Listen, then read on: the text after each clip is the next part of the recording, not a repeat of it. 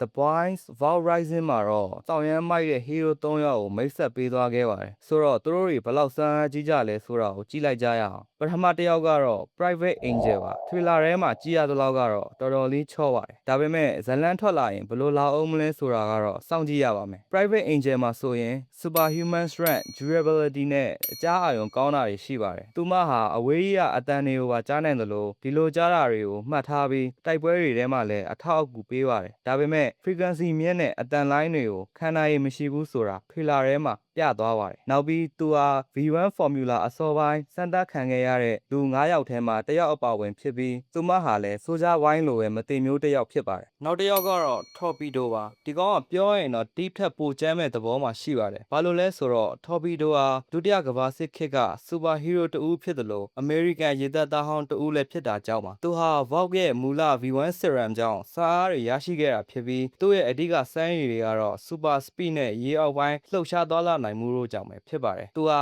ရေအောက်ထဲမှာအသက်ရှူနိုင်ပြီးသမုဒ္ဒရာအနဝါကိုအရှိန်ဟုန်ပြင်းပြင်းနဲ့ဖြတ်တန်းသွားလာနိုင်တာကြောင့်လူသား Torpedo တဦးလို့တင်စားလို့ရပါတယ်ဒါကြောင့် deep ထက်ပိုပြီးကျန်းတယ်လို့ထင်မိပါတယ်ဒါအပြင်ဆိုကြပွိုင်းနဲ့ bomb sight တို့လိုပဲ V1 အထိုးခံထားရသူဖြစ်တာကြောင့်ထူးကဲတဲ့ခွန်အားနဲ့ခံနိုင်ရည်ရှိမှုကိုပိုင်ဆိုင်ထားပြီးမသေးမျိုးလည်းဖြစ်ပါတယ် Torpedo ဟာစစ်မှုထမ်းနေစဉ်အတွင်း V1 serum ကိုကိုယ်တိုင်ထိုးနှံခြင်းခံခဲ့ပြီး Midway တိုက်ပွဲမှာပါဝင်ဆင်နွှဲခဲ့ပါတယ်စစ်ပွဲအပြီးမှာတော့ Vault American ရုပ်ရှင်ထုတ်လုပ်ရေးကသူ့ကိုသူတို့ရဲ့အစောပိုင်းရုပ်ရှင်လောကမှာထင်ရှားတဲ့ပြကွက်တစ်ခုအနေနဲ့အသုံးချခဲ့ပါတယ်သူဟာ Vault ရဲ့နာမည်ကြီးရုပ်ရှင်တွေဖြစ်တဲ့ Merchant Mariner နဲ့ Midway တိုက်ပွဲကိုပုံဖော်ရိုက်ကူးထားတဲ့ Midnight at Midway ရုပ်ရှင်တွေမှာအဓိကဇာတ်ဆောင်အဖြစ်ပါဝင်သရုပ်ဆောင်ခဲ့ဘူးပါတယ်နောက်တစ်ယောက်ကတော့ Bomb Sight ပါ Bomb Sight ဟာ Vogue စီကနေ V1 serum ကိုပထမဆုံးထိုးတာခံခဲ့ရတဲ့ superhero တွေရဲ့တစ်ယောက်ဖြစ်ပါတယ်သူ့ရဲ့စမ်းရည်ထဲမှာဆိုရင်ဒဏ်ရာအနာတရလုံးဝမရနိုင်တဲ့အစွမ်းတွေအပါအဝင်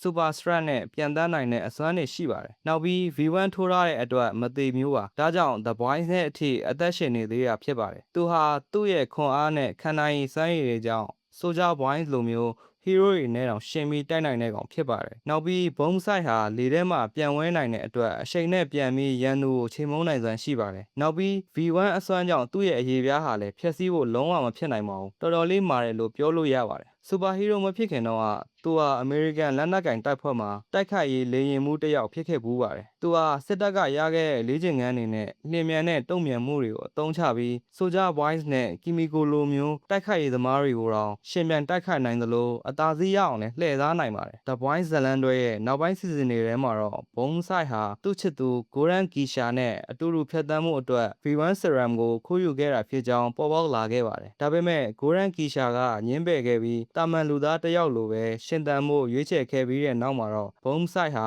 Homelander ကို V1 ပေးခဲ့ရပါတယ်မကြာမီထွက်ရှိလာတော့မဲ့ Vault Rising မှာတော့ Soldier Boy ရဲ့မူလအဖွဲ့သားတဦးအဖြစ် Bomb Sight ရဲ့အစောပိုင်း hero ဘဝနဲ့ Goran Kisha တို့အကြားကအချစ်ဇာတ်လမ်းအကြောင်းကိုမြင်ရတော့မှာဖြစ်ပါတယ်ဒါတွေကတော့ Vault Rising မှာပါဝင်လာမဲ့ hero အသစ်တွေအကြောင်းပဲဖြစ်ပါတယ်ဒီလိုမျိုးစိတ်ဝင်စားဖို့ကောင်းတဲ့ဗီဒီယိုလေးတွေကိုအမြဲတမ်းတင်ဆက်ပေးမှာဖြစ်လို့ကျွန်တော်တို့ channel လေးကို like and subscribe လုပ်ပြီးစောင့်ကြည့်ပေးကြပါဦးကြည့်ရှုပေးခဲ့တဲ့အတွက်အားလုံးကျေးဇူးတင်ပါတယ်